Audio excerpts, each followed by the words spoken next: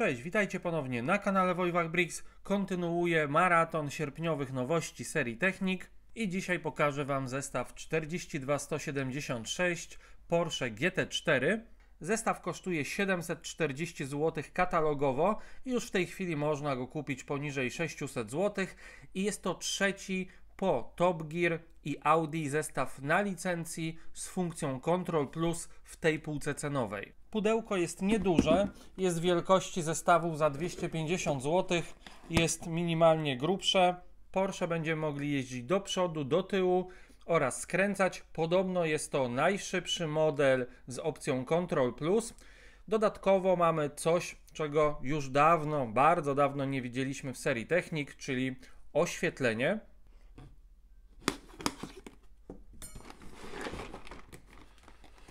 Pudełko się bardzo fajnie otwiera, dawno nie widziałem takiej wersji. W środku znajdziemy 834 elementy, 6 papierowych torebek z klockami. Dodatkowo w woreczku foliowym m.in. felgi i przewody światłowodowe. No i ten nowy hub Control Plus zintegrowany z 3 silnikami. Zamiast pojemnika na baterię mamy akumulator. Z tego co widzę, to ma 2100 mAh. Nie dostajemy kabla do ładowania. Tutaj mamy wejście na CC. Akumulator jest wpinany. Po jednej i po drugiej stronie mamy wyjścia do napędu. I co ciekawe, są wyjścia również z tyłu. Z przodu jest wyjście do skrętu. Przednie wyjście jest identyczne jak to, które mamy w silniku L. Dodatkowo są 4 wyjścia do podpięcia kabli światłowodowych. Z tyłu są tylko 2 wyjścia. Porównajmy sobie ten zintegrowany hub ze standardowym silnikiem Control Plus i standardowy silnik Cady. Oba akumulatory są naładowane, a do tego huba wrzuciłem nowiutkie baterie alkaiczne. Mam tylko 2 ręce, ale mam nadzieję, że uda mi się w urządzeniach to uruchomić wszystko. I na pierwszy rzut oka widać, że te zintegrowane silniki są szybsze od tych standardowych silników Control Plus, ale jeśli chodzi o silnik Cady, to wydaje mi się, że jest minimalnie szybszy od tego nowego. Naklejek jest sporo, chociaż mówiąc szczerze spodziewałem się, że będzie ich dużo więcej. Nie ma żadnego wprowadzenia. Kroków jest 225, ale z tyłu mamy zdjęcie Porsche z klocków i tego prawdziwego.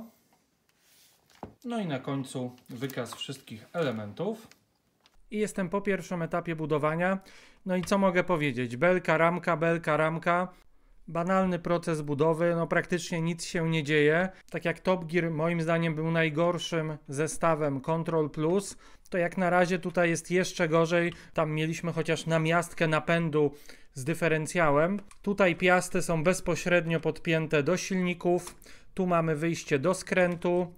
To jest, wydaje mi się, jedyne koło zębate w tym zestawie, który jest połączone z odwróconą zębatką. Dosyć irytujące jeszcze podczas budowy jest to, że co chwilę włączał mi się ten hub, z tego względu, że no wiadomo, jak tutaj podpinamy te wszystkie elementy, co chwilę niechcący go włączałem. Po zakończeniu tego pierwszego etapu budowy mamy w instrukcji informację, żeby sprawdzić, czy te wszystkie skomplikowane tutaj mechanizmy działają prawidłowo.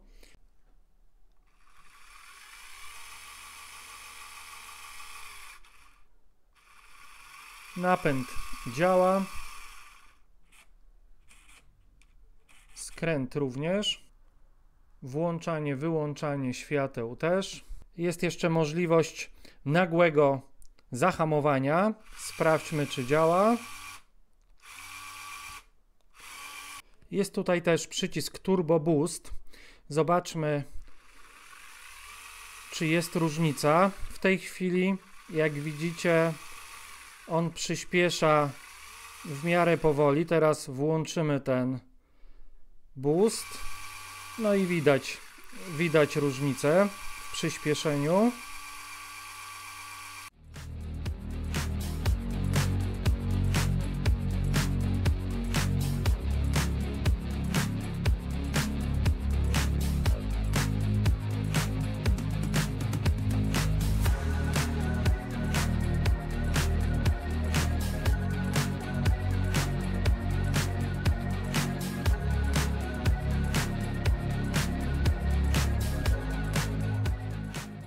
I Porsche jest już gotowe. Przed chwilą mogliście zobaczyć, jak wygląda bez naklejek.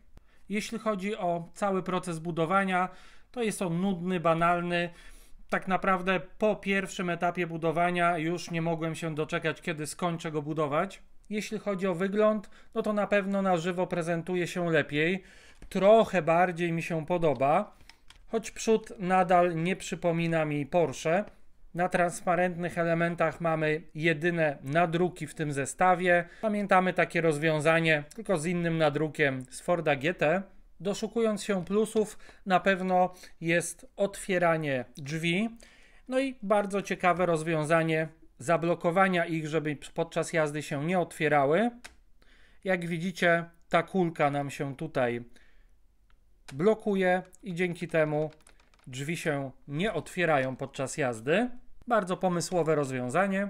Takim małym plusem też jest to, że mamy kierownicę, chociaż szkoda, że nie jest ona podłączona do skrętu, a można to było zrobić bardzo prosto, wyprowadzając przez koła zębate przejście do kierownicy. Na pewno uatrakcyjniłoby to budowę. Jest tu mnóstwo wolnej przestrzeni, ogromne dziury. Dlaczego nie zdecydowano się, żeby tu wrzucić fotele? Nie rozumiem tego. Huba uruchamiamy od dołu.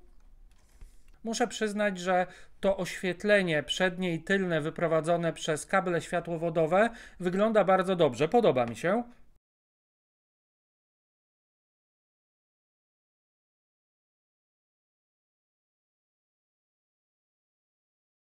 To, co bym jeszcze zmienił w tym zestawie, to, żeby cały ten moduł przesunąć do przodu, bo mamy tutaj sporo miejsca, i wykorzystać te tylne wyjścia z silników, wyprowadzić je do dyferencjału i w połączeniu z ruchomą kierownicą myślę, że to już by był całkiem ciekawy zestaw. Niestety Powerade App, aplikacja Powerade App nie widzi w ogóle tego huba. Mam nadzieję, że w niedługim czasie już aplikacją Powerade App albo jakąkolwiek inną będzie można się dostać do tego huba.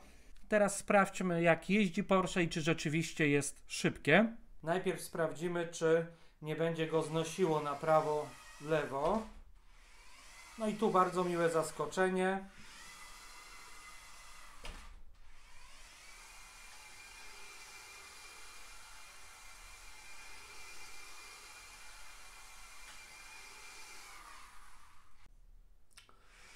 Powiem tak, jest zaskakująco precyzyjny, czyli mam nad nim pełną kontrolę.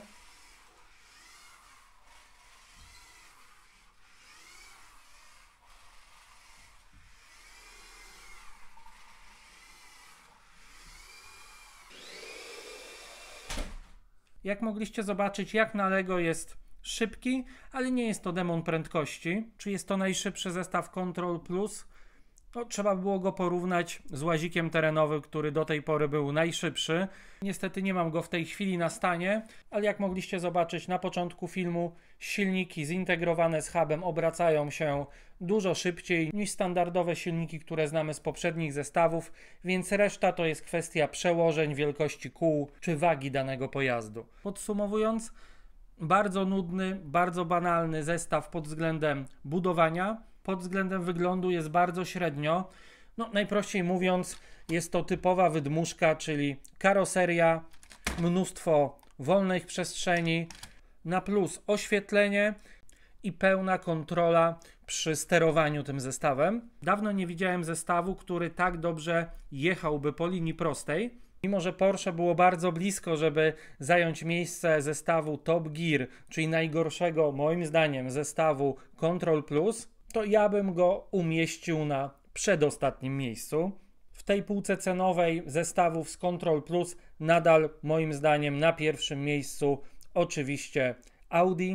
Czekam na Wasze komentarze, co sądzicie o tym zestawie, czy bardziej Wam się podoba oklejony, czy bez naklejek. A z mojej strony na dzisiaj to wszystko. Trzymajcie się i do zobaczenia w kolejnych filmach.